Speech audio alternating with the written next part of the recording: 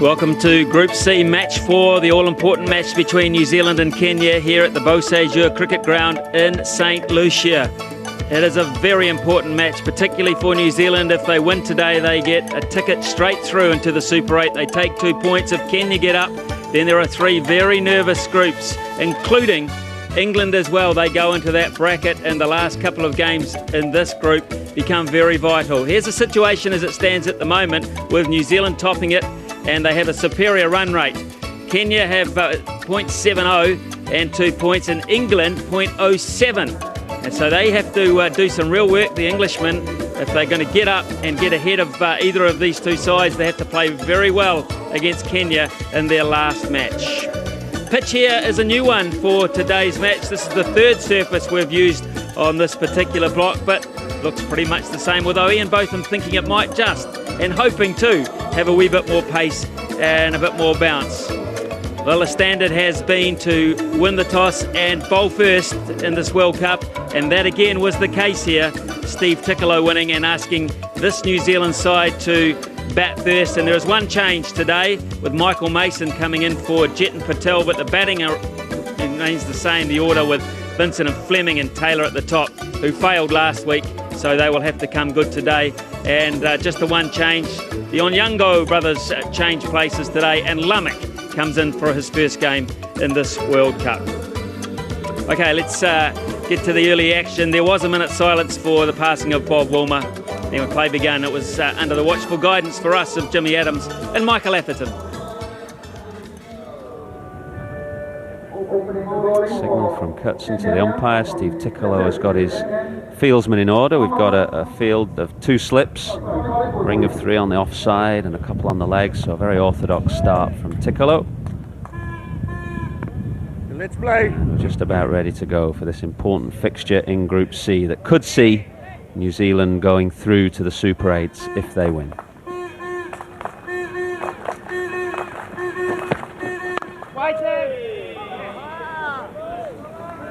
It's a new pitch, Jimmy, but on that brief evidence it doesn't look a whole lot quicker, does it?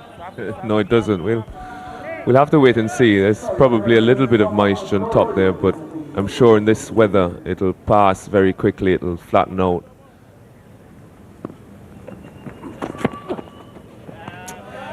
Little bit of swing for Thomas Adoyo, not extravagant by any means, but just enough to make Lou Vincent quite watchful.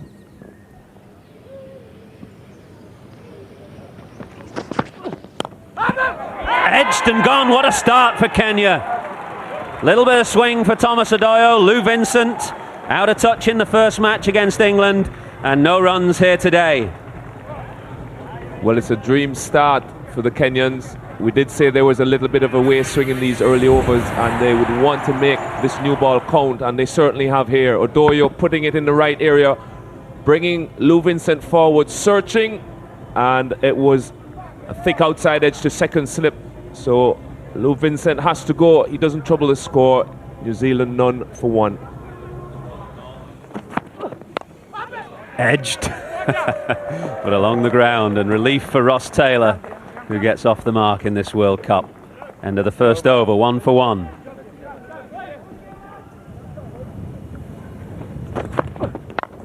Off the mark now, though, with a crunching square drive, and that will bring some relief for Stephen Fleming. Well, it's a good shot here from the captain Fleming. He got the length that he would have been looking for, and he was well up to it. Good striding and really good free flowing of the arms.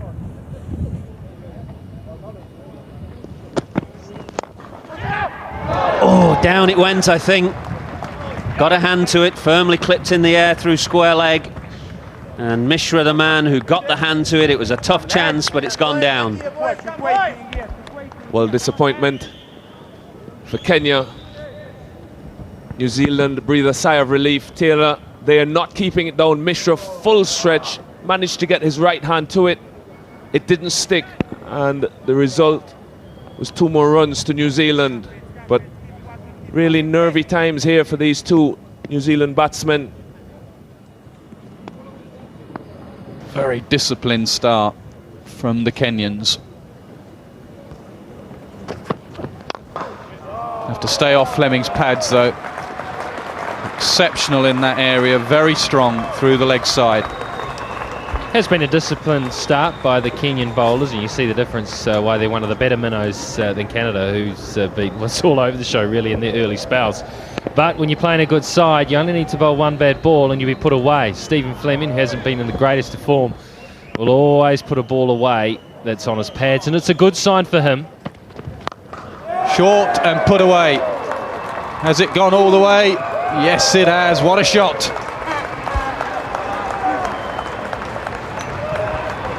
Stephen Fleming tried this stroke at a similar stage in his innings against England, and it got him out. This time, it picked him up, the desired result. Fantastic timing. That's up in the air. That's a little bit more like the one against England, but it's gone for 6. A top edge, he helped it on his way. For a while there, Stephen Fleming just looked up, but he just got enough on it. Look at the angle the bat comes from here, how low it comes from high, steep angle.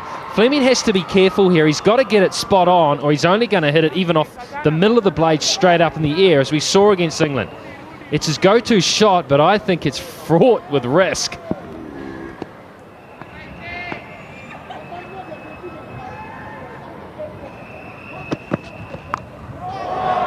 Pulled away, and that's his third 6. That's huge. Well, pretty plain to see that Stephen Fleming isn't prepared to let them dominate here. He's been trying to get after it with no real success in the last few balls. This time, changed his approach and went towards the ball. By going towards it, towards the offside, he got it leg side-ish from where he ended up standing, and that way he could just help it on its way.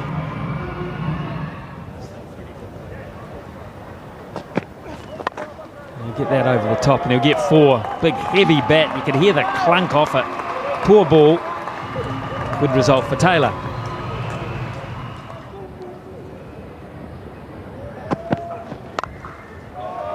Fleming smashes that through point for 4. Too much width. New Zealand really kick-starting their innings. Taylor down the ground, and that should race away for 4. It really looked just like a push, but he's got pretty good timing. Well, he impressed me in Australia when I first saw him. Played a magnificent knock in Tasmania against Australia. He's one of those guys, he goes out to bat, and 10 minutes later you look up at the board and he's got 30.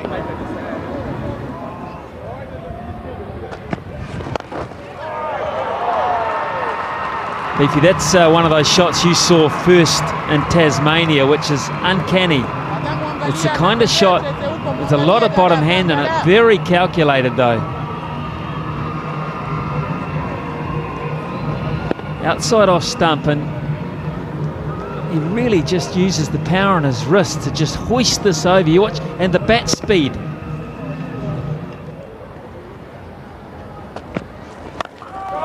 Now that's how I think power play should be used.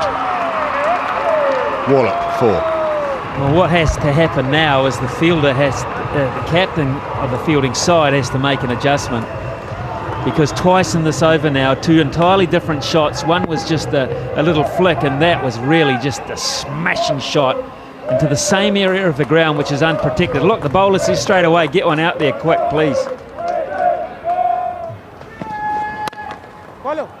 That's 4 more. It's a good over, this.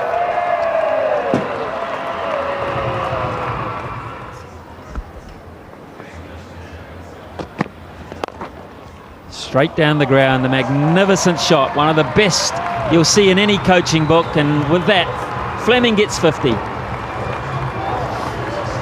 And these are valuable runs, Stephen Fleming. It's the only way to get yourself back into nick and into good nick is to spend time in the middle. You can do all the nets you want, almost meaningless in comparison to spending time. Stephen Fleming is now in the middle. Beautiful shot, full face at the bat. Just get the feeling. He's just starting to relax and feel confident now. Very nervous when Lou Vincent got out, and with every reason to be. This is a side you know going in that you should beat. but they're unlikely to make it easy for you, and Kenya didn't early on. New Zealand just seized control. Slower ball, and that's 3 for 4. Equally elegant. 2 boundaries to finish the over. 98 for 1.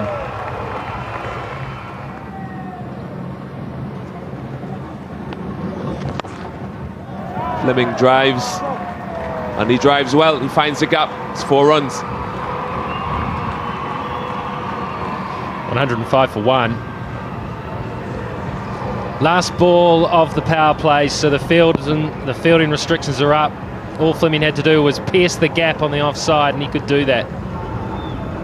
Lovely extension. Look at the stride. Look at the result.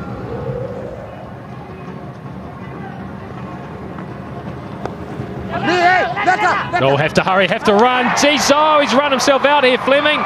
He sold himself short. The run was never on, and he knows it. It's a dreadful piece of misjudgment and a promising innings for the New Zealand captain. An innings that was seen him back in form has been tragically thrown away. Well, Kenya needed a bit of inspiration from somewhere, and they got it in the form of Collins Oboya. Very sharp there was Oboya at backward square. He was quickly round. There really wasn't a single. The throw good enough, and Fleming disappointed in that single, that attempted single. Billy Doctrove not even worrying with the third umpire, so Fleming, he has to go. Well played, 60. New Zealand now 105 for 2.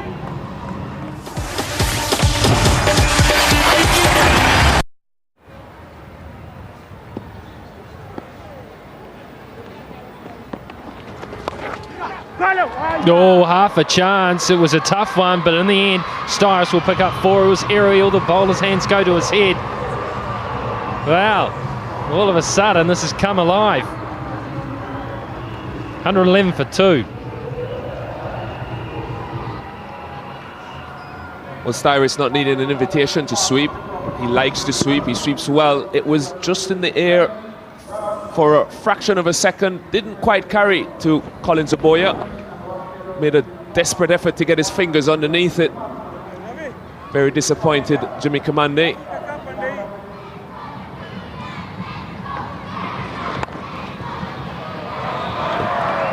Taylor cuts and cuts well. It's 4 more to him. He's motoring on now. He's looking good. Varaya very disappointed.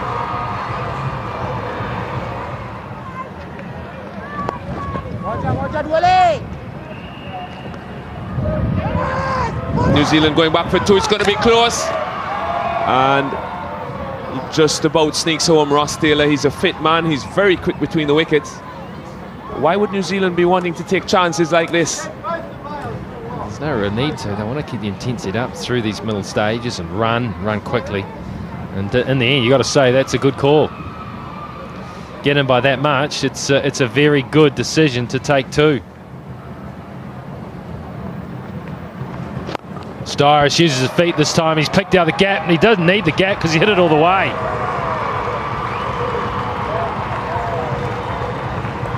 Shot of a man in form, Scott Styris. Just like the previous delivery, drifting into leg. Styris shimming down the wicket, a couple of steps.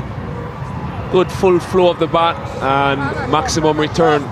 So Styris quickly getting into stride.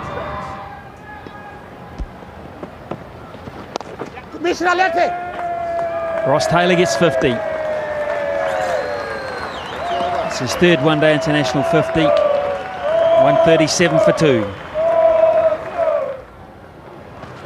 Catch him! In the air. Oh, man, he's put down a simple one here. Is it Misra? His 2nd one? In fact, it's not. Jimmy Kamande. That is absolutely blowing it. Would you believe it? A little clip to the leg side.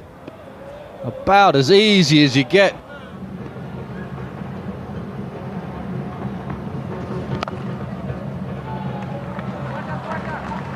Lovely cover drive from Ross Taylor. Not a great couple of minutes for Kamande. Drop catch and then a wide volley. His captain's kept the field up on the offside. Young Jimmy will continue, Jimmy Kamande. But this has to be a better over. Taylor straight away takes to him, and he'll pick up 4. Yes, he will. He finds the gap. He didn't middle it, Ross Taylor, but the placement was enough. Commander, commander, commander. A lot of runs in that area. New Zealand. Taylor again was under pressure, but oh no, he's gone in the hamstring, I think, Ross Taylor. He might have gone in the hamstring, and that is bad news. Straight away, he grabbed the back of his right leg. One quick single too many. The look on his face now, it's either cramp, he's had cramp before, or the hammy's gone. And it's, oh boy. Lou Vincent has been called upon as a runner. Now that suggests that it's cramp, because if it's a hamstring at this stage of the tournament, the first thing you do is you say, off you come. And the physio talking to him there. So if it's cramp, they've probably been here before, they know the situation, and he's going to carry on batting with the runner. It's Group C, match number 4, and New Zealand are going along very nicely here. They're at 186 for 2. They're at 17 overs to bat.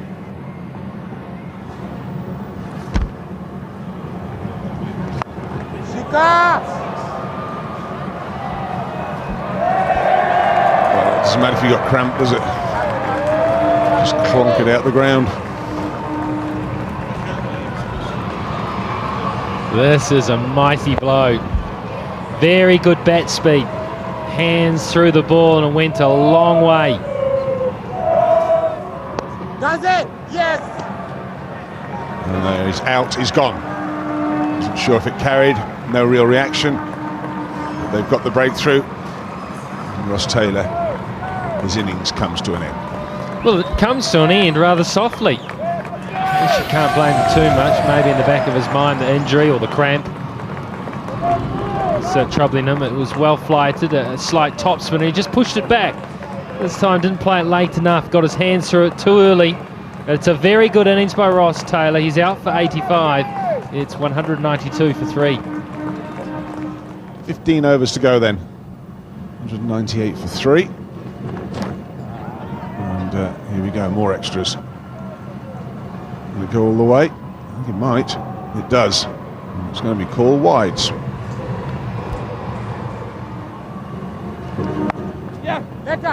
Backing off and getting himself room, and he's found the gap. A very good shot by McMillan. He's underway. He's up and running. This also found the back of the net. I think the fielder dived over it. Look at this. In fairness, it does spin a bit. There he goes, and the ball has gone. I thought he was lining him up. That's, I don't know if we'll see that ball again. Is it coming back? There it goes. On the roof, and the school kids love it. So does McMillan and the New Zealand camp. This is the area he'll target if he comes down the wicket, mid-on. Didn't get too close to it, gave himself the leverage, and he is a very strong man, McMillan. And he hits it a long, long way.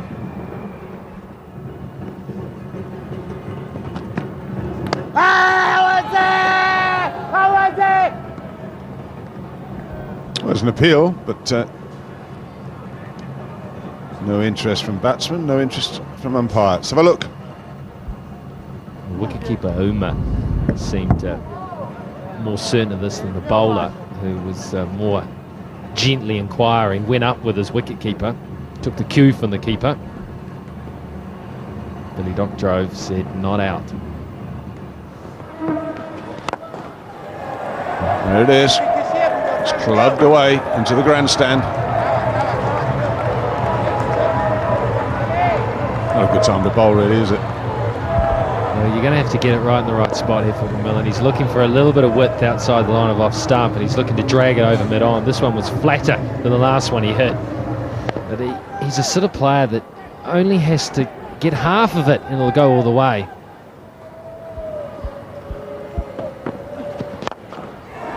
And now his partner's gone for it as well. Same result, 6 more.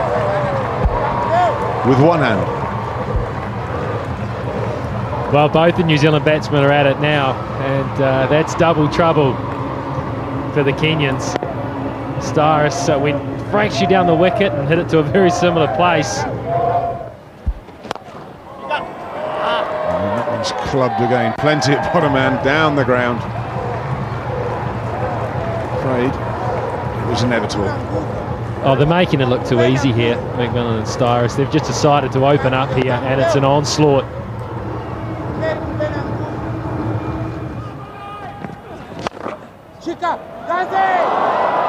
Couldn't hang on.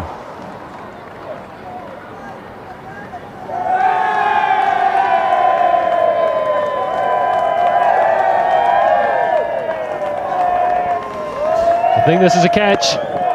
Not timed, it was too close, went in the air. Oh, it would have been a specky, it would have been a fantastic catch, but he got a good hand on it, enough to parry it down into the ground.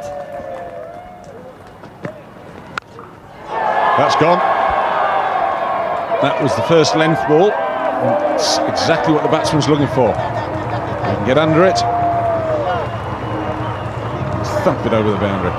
Just get the feeling he may have gone for a slow ball here and made the wrong decision. It's cost him. Hasn't cost McMillan.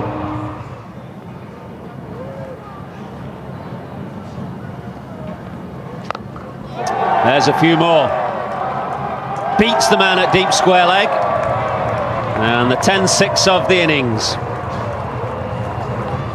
Well, that length from this morning just hasn't worked, and it definitely isn't working now. Styris very happy to put 1 foot down and just extend his arms through, smashing it over square leg for yet another 6.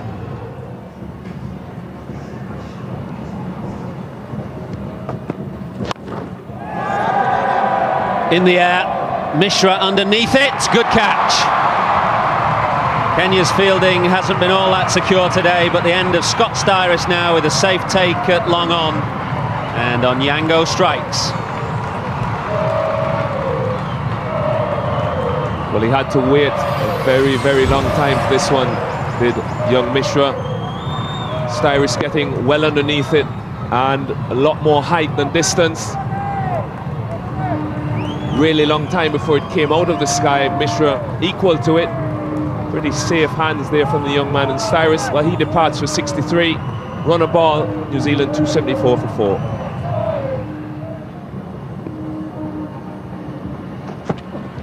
There he goes, a swing and a miss. And a 100th one-day international wicket for Thomas Adoyo. End of a danger man. Good to get rid of Jacob Oram in these last few overs if you're a bowler. And a big grin on the smile of Adoyo. Well bowled. Well, showing all his experience, Adoyo. Slow ball, slow off spinner really. And Oram threw the shot much too early, and he's very happy. So is Kenya. He has to go Jacob Oram. Just 3 runs scored, New Zealand 280 for 5. That's helped on its way, and he'll be helped on its way for 4. It's well placed, didn't try and hit it too hard.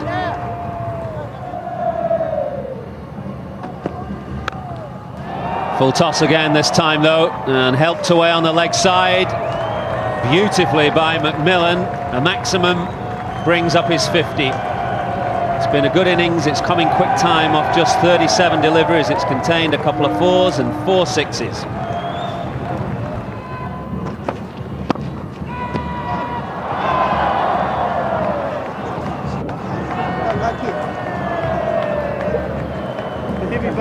Well, everybody having a good laugh, with the exception probably of Adoyo, who again got his length right. McCullum trying to get room to play, squeezed it onto his stump, and those heavy bails, Mike. Well, that's hit the stumps hard, hasn't it? It's not just trickled onto the base of the middle stump, it's cannoned into the stumps at a fair rate, but we've got those heavy bails on because it's quite a windy day here.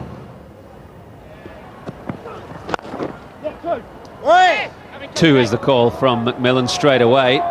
Might get more than 2, he does. I think he realised he'd hit the ball as well as he did.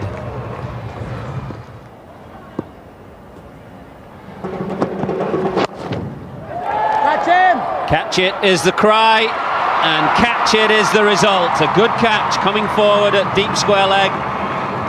McCullum not quite timing the flip over the onside, and New Zealand now lose their 6th wicket. Well, he tried the shot a couple of deliveries previously, didn't get it right, and again he didn't get it right this time either. Hit it well enough, but it's a long boundary today, and Varaya, brilliant catch. McCullum goes 6 off 9, New Zealand 307 for 6.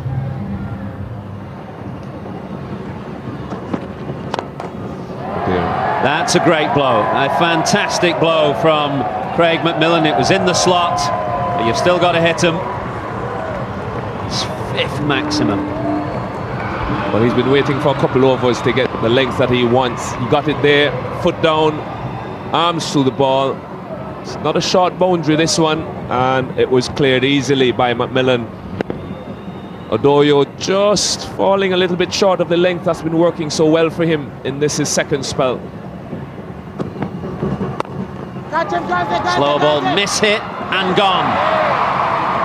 Completely miss-hit somewhere near the splice of the bat, and Steve Ticcolo coming in takes a comfortable catch to end an exceptionally good innings from Craig McMillan. Well, it's a brave effort this from Ongondo, the last over of the innings, electing to bowl slow balls, middle of the wicket. McMillan trying to throw everything at that one, totally miscued it, and Ticcolo takes a pretty comfortable catch. So he goes, Craig McMillan, for well played 71. New Zealand in the final over 321 for 7.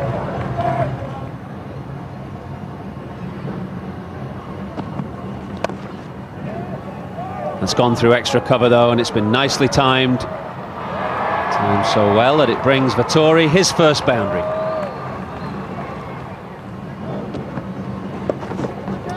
Final delivery has been helped on its way by Vettori, so the New Zealand innings finishes with consecutive boundaries, 1 through extra cover and 1 through fine leg. And after 50 overs, New Zealand will be very satisfied with their efforts here this morning. 331 for 7.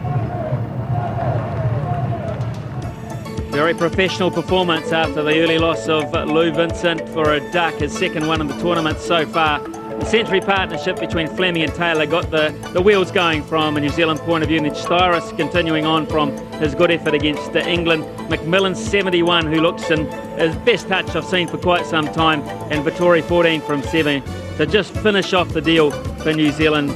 All in all, they'll be mighty satisfied. Dodoya was perhaps the best today, 2 for 55, and 2 wickets also for Ongondo. But for the spinners who had done so well against Canada just 4 days ago, today was not a day they will remember too fondly. So for Kenya then, their target is a steep one, 332 runs to win at 6.64. That's to go to the top of the table. Take a short break, and when we come back, we'll see how they go about beginning their innings.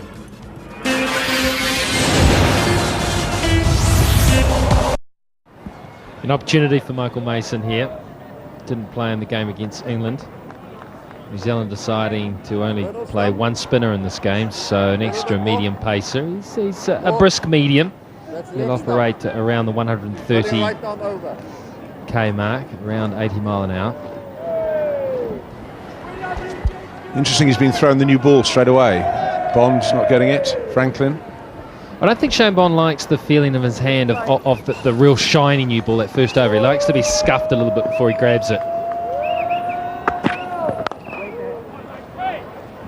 Now, this will be a test for the 2 opening batsmen, because they will be confronted with some extra pace here. A step up from what they were confronted by against Canada, and a lot of it will come from that man there. One-day international cricketer for New Zealand, number 124, Shane Bond.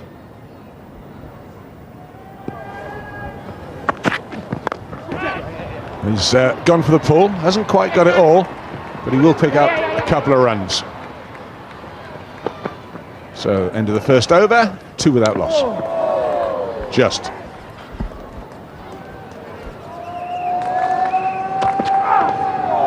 And there's that bit of in-swing, and that wasn't far away. Well, this is what makes him such a threat with the new ball. The fact that he can swing it at good pace. He's not just quick and straight. Look at that release. That's the direction Bond will swing the ball. And he'll swing it quickly, and he'll swing it late because of his pace.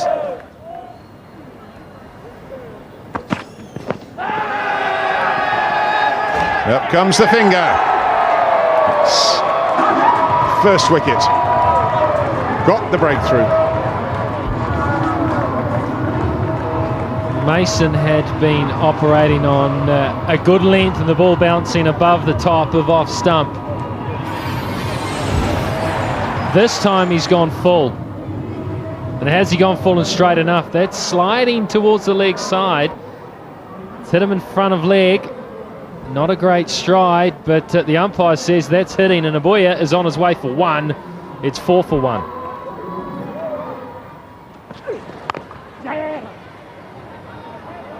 Oh, he's quick, Vincent. He's very quick, and I think he's run him out. He is one of the fielders around the world that is lightning and close, and he may have pulled off a stunning run out. I think Morrisuma might be struggling here. He doesn't seem to have any urgency until there. Now the ball's away, and you're gone.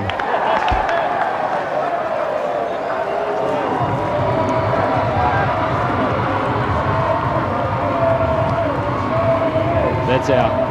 That is out by a yard. Underestimated the speed of Lou Vincent, and it's going to cost him a red light. In fairness, the batsman's already walked off. He's almost at the boundary rope. So I think that Morrisuma knew that he was in trouble. He just kept going.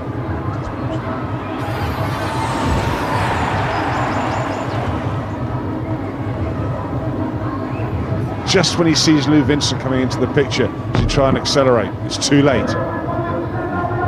Gone. Morrisuma, he's gone for 4. It's 8 for 2.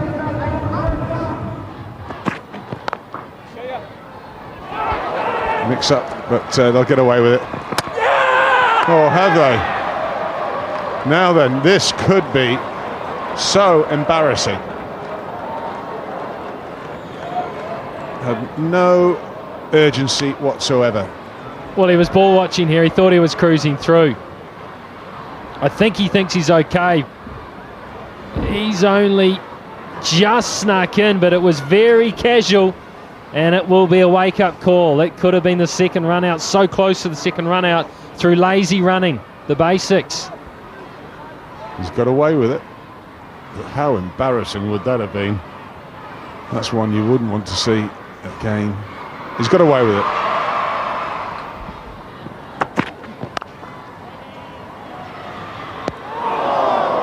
That would have been another run out. What's going on? What is going on with these Kenyan batsmen right now?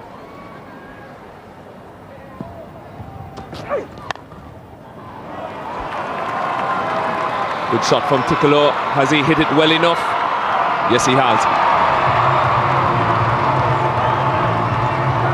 Well, good shot from Steve Tikolo, but also good work from Daniel Vettori in the outfield. In a World Cup, and the opposition are struggling, why risk yourself?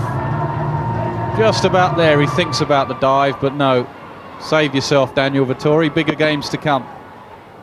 Mason, the tall figure of Mason, to continue, starting his 5th over.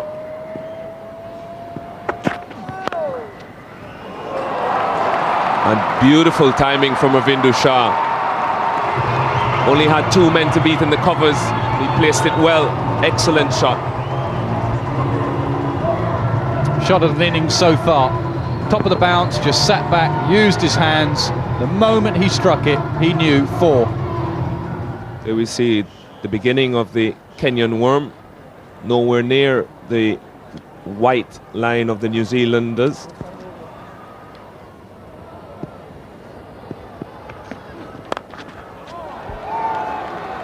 Shah getting it just short of a length, quickly onto it. Gotten 2, thinking about a 3rd. No, says Ravindu Shah. And at the end of the 10th over, it's 24 for 2.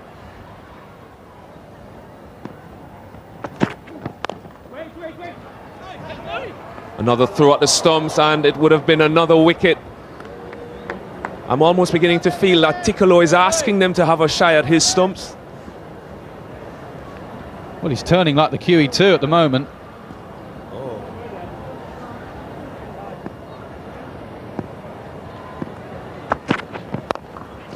Attempted pull shot from Tikolo. He knows he's out and he goes. Vettori the catcher.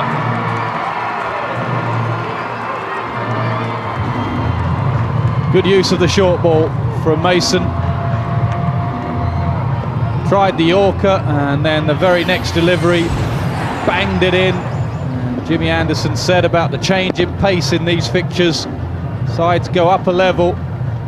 The extra pace was too quick for Tikolo. Lou Vincent, correction. Daniel Vettori takes an easy catch. And Mason has looked impressive and has his second wicket. The danger man, Steve Tikolo's gone for 7. Kenya 26 for 3. Kenya in all sorts of trouble. 11 overs. They're already 3 wickets down. Just 26 as we see the ground staff here in St. Lucia getting ready to play a part in this game again, as Shah punches and punches it very well through the covers. A bit of a mix-up, and again the New Zealand out cricket looking very, very good.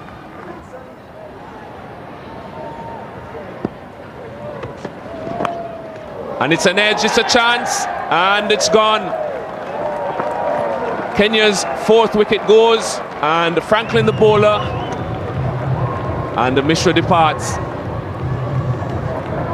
Very, very cool man, Stephen Fleming. The extra bounce and the extra pace in the pitch not only surprised Mishra, but also McCullum. It was too quick for McCullum. Fleming, well, I'll have it.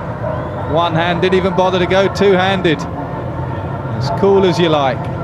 Mishra caught Fleming eventually, bowled Franklin for 2. Kenya 29 for 4.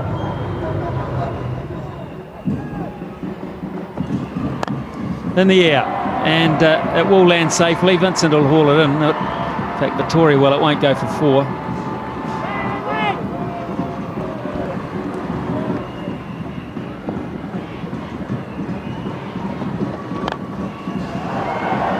He's hit this pretty well. New Zealanders are after it, 2 of them. Vettori hauls it in for the 2nd time in the over, so there's plenty going on, a bit of chat and a bit of hitting, and it's 36 for 4.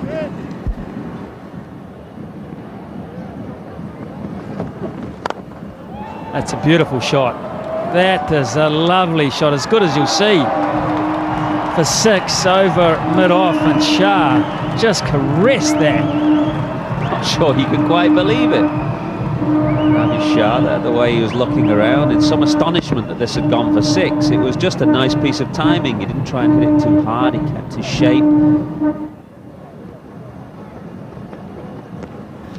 That's clever. Very clever batting indeed. Very deliberately played. It wasn't that far away from the wicketkeeper, but it was where he meant to put it. Short delivery from McMillan, just helping it over the top of Brandon McCullum. Beautifully played.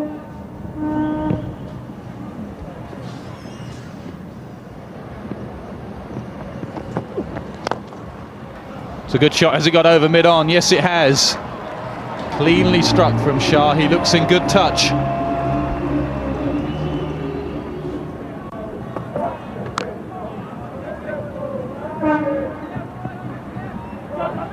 Come back for 2. Well, this will be a run out. All sorts of trouble. The running has been terrible today from Kenya. And Colin Zaboya has been run out.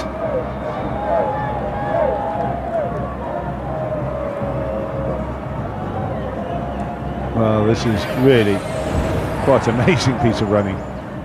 Now, James Franklin's got all the time in the world. The 2 batsmen haven't made the mark. You can see he changes where he's going to throw it. And as you say, no need for the 3rd umpire. Terrible mix-up. Runs Boyer, he's gone for 21. It's 76 for 5.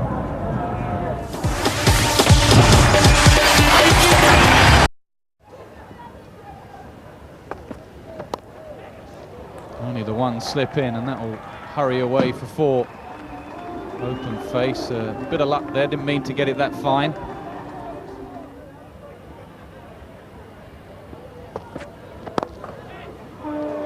a much better shot. The one before was a streaky edge through second slip. That's a beautiful cover drive, back-to-back boundaries.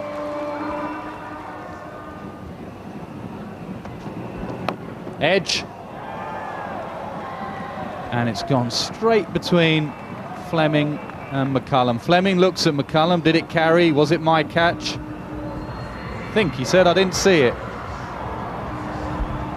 It's a genuine edge. Oh, it's one of those down the middle. I don't think he's picked it up. That's clipped away off his pads, and that will be 50 to Shah. He's looked in good order, in good form. Runs all round. He's favoured the offside between third man and cover point. Well played, Ravi Shah.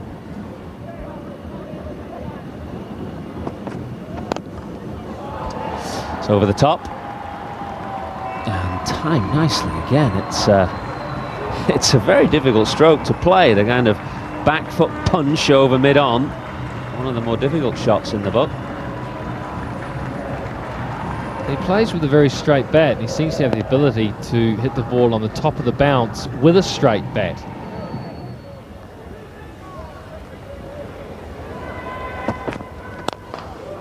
That is a wonderful stroke.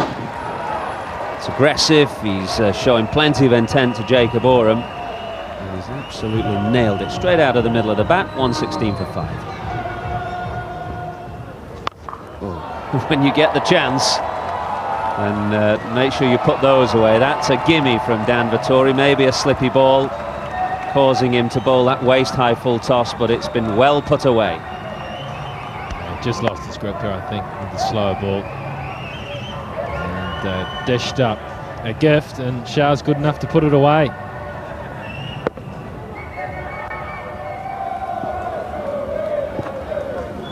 Catch! And a good catch. Terrific catch from Daniel Vettori, going to his wrong side. He's a strong left-handed fielder, of course, but he's going to his right. He was hit hard back at him, and he's taken an excellent return catch.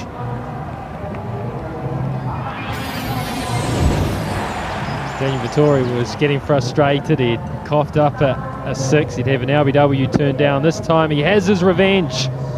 Oh, that's a good catch. That came back a little bit quicker than I think he expected, and he held on to it. And it means a bit too. A wickets for Daniel Vettori in the World Cup. Shah on his way for a very tidy 71, 122 for 6.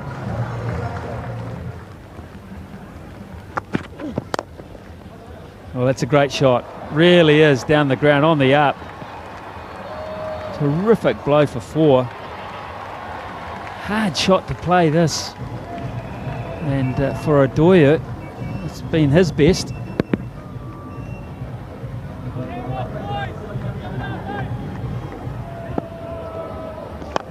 Straight up in the air.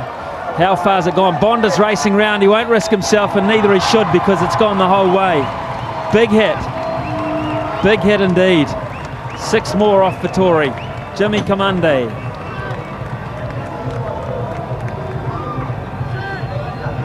Well, he's not concerned about the state of the game. He's launched that one. He's got height and eventually got enough distance. Bond merely a spectator. 6 more to Kamande. He moves on to 12 at a runner ball. Comparisons so far of the 2 innings up to this point. The white line representing New Zealand, the red one beneath it, Kenya, with the white dots, the all-important wickets that have fallen to the New Zealand attack. Bowled him. That's an awful shot from Jimmy Kamande. Daniel Vettori loves it because it seemed to take forever to get down the other end. Vettori picks up another one, so the bowling average at the World Cup comes down, and that'll matter to him. Well, his average has definitely dropped beneath 3 figures. But as you said, horrible shot from Kamande. He was totally fooled by a slow delivery from Daniel Vettori, who's very, very happy to get yet another World Cup wicket. Kamande goes for 12. It's 149 for 7.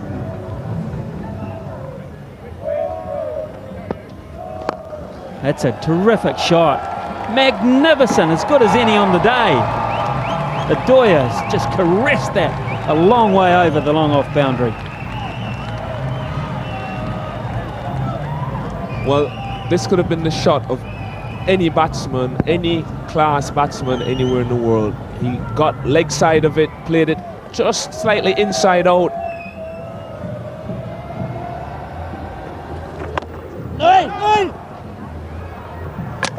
Oh, that could be very close.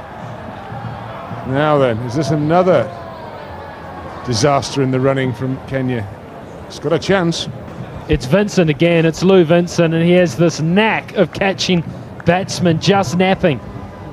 You think you're on top of it, and Vincent is so fast, and I think he's got the run out there. That's a brilliant piece of work by Vincent late in the game, and he has produced brilliance.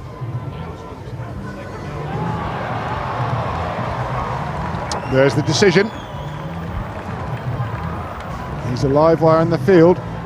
Lou Vincent, Ricky Ponting, Paul Collingwood. There's plenty of them out there. If you're going to be casual, if you're going to be just a wee bit casual with what you're doing out in the middle, with your running between the wickets when Lou Vincent is around, you could find yourself in trouble and headed back to the pavilion. Onyango is out for 6, 167 for 8.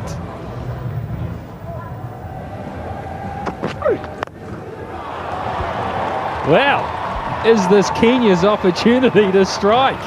All of a sudden the power play taken, no fielders on the boundary, and Adoyo goes after it. Why not? Good hit.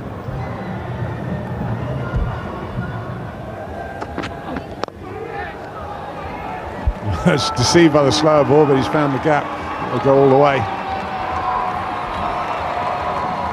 Boy, that's fair raced away. It's got up in the air, should be taken. Jacob Oram makes no mistake.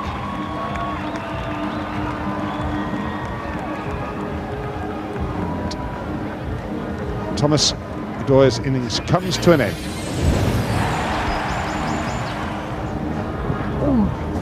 Bond just went for the good length. It was way too quick for Adoyo to pull the ball away. He was done for pace. All he could do was slice it up in the air. Oram's got great hands. He has to leave. He played well for 42, 179 for 9.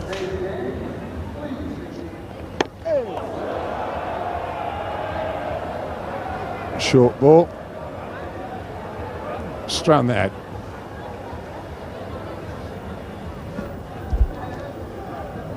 Don't often see the bouncer from James Franklin, and neither did the batsman on Gondo. Just an inquiry at the end of it, nothing nasty there. Franklin's such a nice man, just inquiring to make sure everything was okay. Part of the game, but no one ever likes to see anyone hurt. Some say James Franklin's too nice to be a fast bowler in New Zealand. This you get rewarded here. He's going to pick up the wicket. Second short ball. Peter Gondo not expecting it, I'm sure of that. Very late, spoons it up in the air. The game is over with New Zealand comfortable winners. Yeah, very good performance by New Zealand. Finished off by James Franklin. Softened on Gondo up with the bouncer the ball before. Went for it again. Don't often see that from Franklin. Got caught in two minds. Was he going to duck it? Decided he needed to hit it, and all he could do was hit it straight up in the air. Franklin taking a simple catch as he runs through. So a very good performance by New Zealand. They've outclassed Kenya here. They've beaten them by a huge margin, 148 runs. They will be very pleased with their afternoon's work. 183, never enough in the end for Kenya. They just simply had too high a mountain to climb today, although Ravi Shah looked good, 71 from 89 deliveries, and Thomas Adoyo 42 from 67.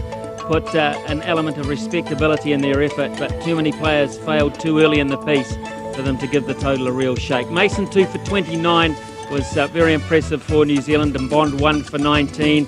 The new ball combination very accurate indeed. Franklin 2 for 20, and Daniel Vettori, who's been down on wickets in World Cups, has picked up 2 for 45 today to make him feel just a little happier about proceedings. 331 for 7. New Zealand asked to bat first in their 50 overs. In reply, Kenya in 49.2 overs. They almost got the distance, but never enough runs.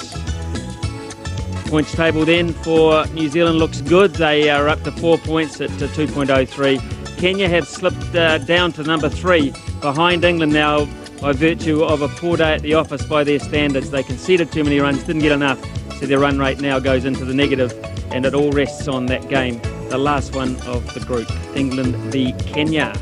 Man of the match, well, interesting one for us today, but Ross Taylor was adjudged to be the best, most effective player on the day, even though he limped out of the game with a hamstring strain on 85.